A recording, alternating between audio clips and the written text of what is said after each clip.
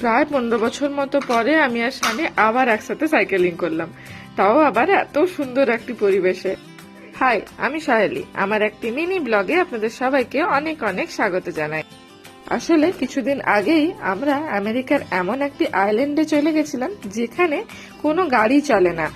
এই আইল্যান্ডটির নাম হলো ম্যাকিনেগ আইল্যান্ড, আর এটিকে কার ফ্রি আইল্যান্ড বলা হয়। তো যেহেতু এখানে কোনো গাড়ি চলে না, তাই এই আইল্যান্ডটিকে ঘোরার জন্য কয়েকটি পথ আছে।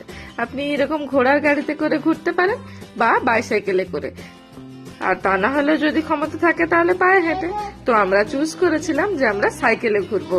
বার সঙ্গে তো টুকুস টিনটিনও ছিল, তাই ওদের জন্য এরকম একটি কেরিয়ার আর সাইকেলগুলি ভাড়া করে নিয়েছিলাম ওখানে ঘোরার জন্য। বাট শুধু সাইকেল চালিয়ে ঘোরাই নয়, ওখানকার একটি পয়েন্ট দেখতে গিয়ে আমাদেরকে প্রায় 230 স্টেপস চড়তে হয়েছিল। কিন্তু যখন পয়েন্টটিতে পৌঁছালাম, পয়েন্টটির সৌন্দর্য দেখে এত মুগ্ধ হয়েছিলাম, তখন মনে হয়েছিল কষ্ট করে এত দূর আসা একদম সার্থক হয়েছে।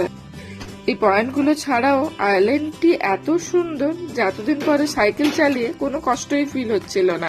সাইকেল চালিয়ে পুরো আইল্যান্ড ঘোরার পরে আমরা ট্রাই করেছিলাম ওখানকার একটি ফেমাস ফুড ফাজ। এটা ওখানেই এভাবে ওনারা তৈরি করেন, আর তার সাথে ফ্রিজ ম্যাগনেট কেনা তো মাস্ট। কোনো নতুন জায়গায় ঘুরতে গিয়ে ফ্রিজ ম্যাগনেট নিয়ে আসাটা আমাদের দুজনেরই একটি শখ। চলুন, কাল আবার দেখা হবে। আজকের মতো টাটা।